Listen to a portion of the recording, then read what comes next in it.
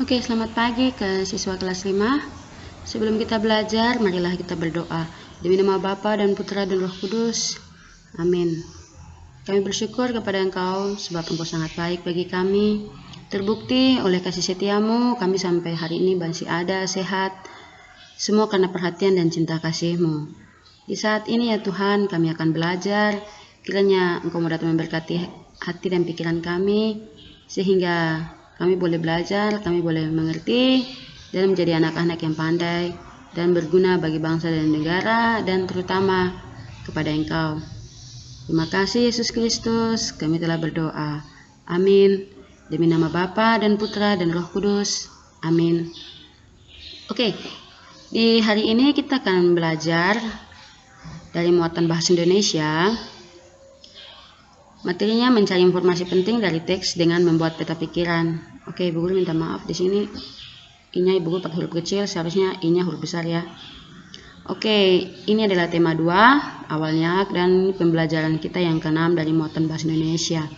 Yang punya buku pena 5A bisa lihat di halaman 77 sampai 78. Sekali lagi, halaman 77 sampai halaman 78. 5A. Oke. Karena tadi materinya kita mencari informasi. Ya, informasi sendiri adalah sekumpulan fakta yang menggambarkan sebuah peristiwa atau kejadian tertentu. Fakta berarti bukti-bukti begitu, kenyataannya yang seperti apa. Jadi, informasi adalah sekumpulan fakta yang menggambarkan sebuah peristiwa atau kejadian tertentu. Jadi itu adalah pengertian dari informasi. Salah satu cara memperoleh informasi adalah dengan membaca teks dengan cermat. Seperti itu. Jadi kalau informasi itu berupa sebuah topik atau bacaan, untuk mengetahuinya berarti kalian harus membacanya dengan cermat. Baca dengan saksama, artinya baca dengan teliti. Kalau sekali baca otomatis tidak bisa. Jadi kalian harus membacanya berulang kali, kemudian fokus.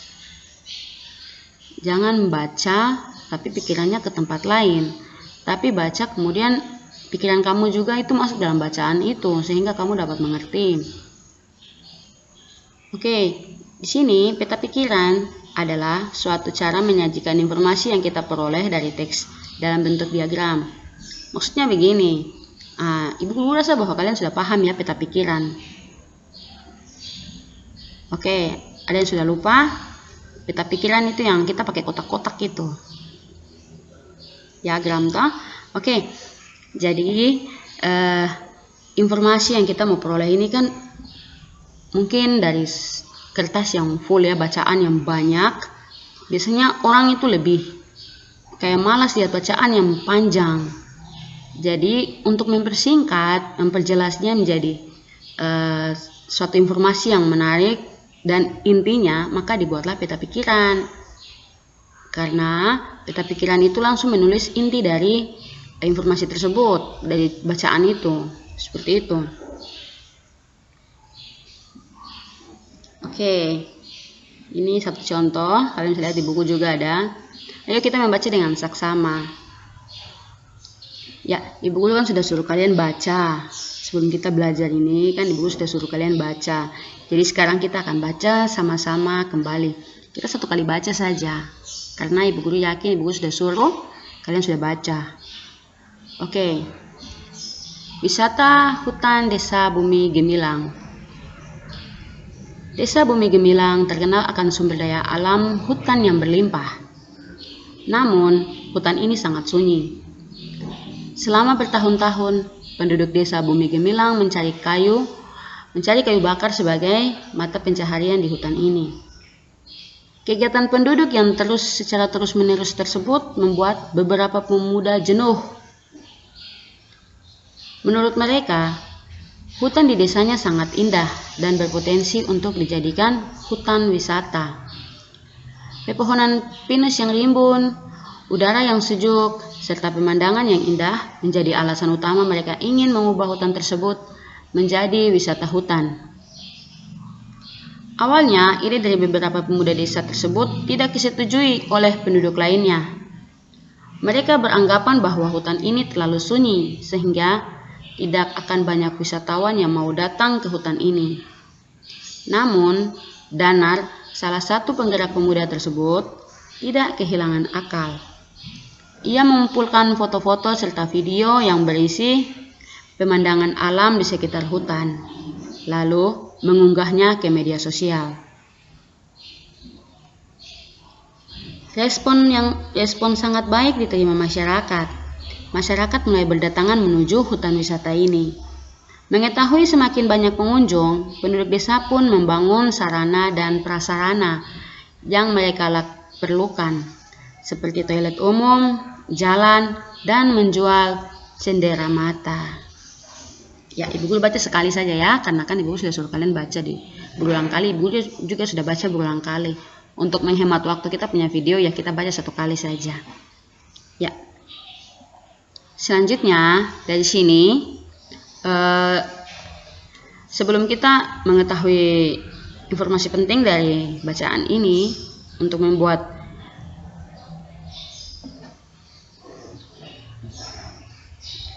membuat peta pikiran, kalian harus bisa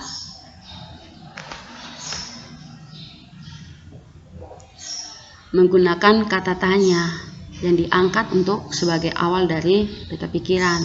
Contohnya di mana, kemudian siapa, mengapa. Kalian kan sudah tahu toh kata tanyanya seperti apa, seperti itu.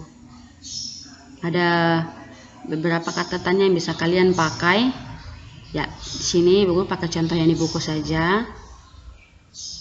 Ini kalian lihat peta pikirannya, biasanya judul yang di tengah. Yang di tengah merupakan judul. Ya.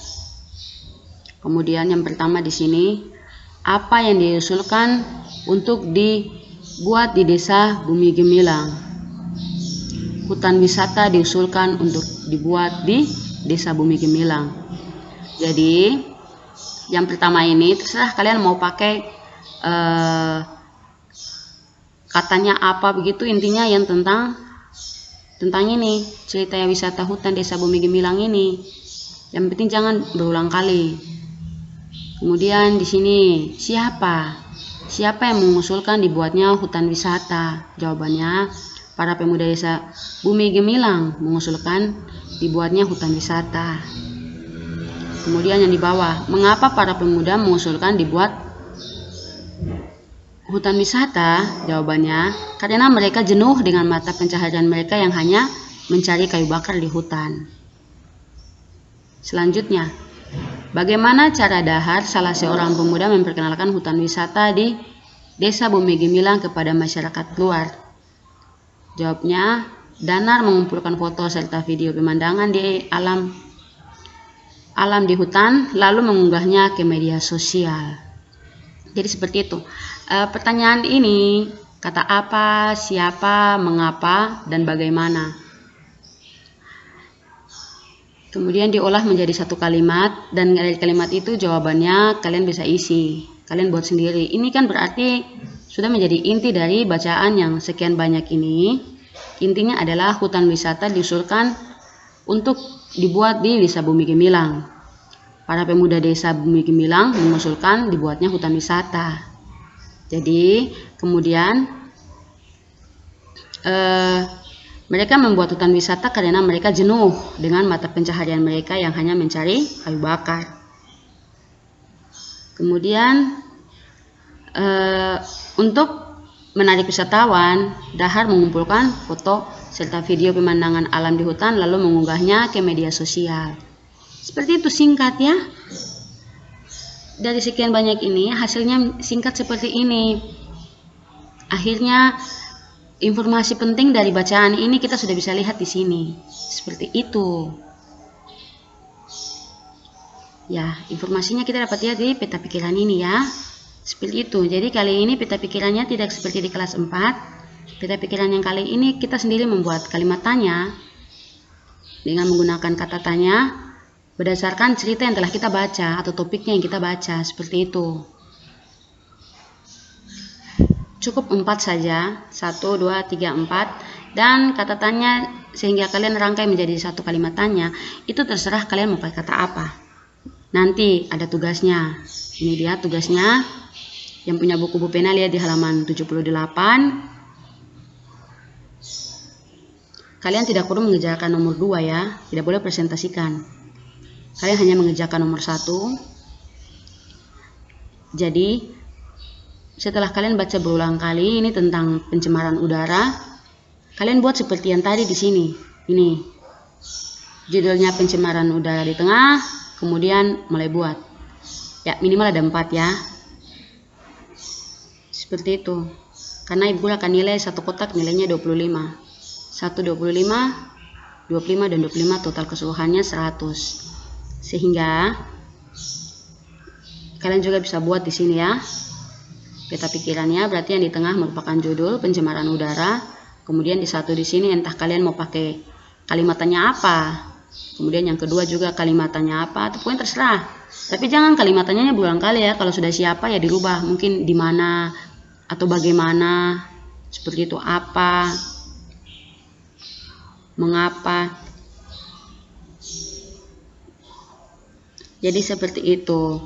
Ingat bahwa saat kalian punya pertanyaan, dia mengacu kepada cerita ini.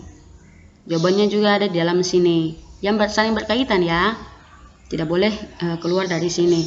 Intinya bahwa sehingga kalian dapat membuat satu peta pikiran seperti ini. Di atasnya kalian tulis kalimat tanyanya, kemudian di bawah adalah jawaban. Seperti itu. Jadi kalau di sini di atasnya mungkin kalian sudah bikin pertanyaannya, otomatis jawabannya ada dalam bacaan ini. Seperti itu. Oke, ingat ya, hanya kerja nomor 1 dan buat seperti ini. Contoh yang di sini ya.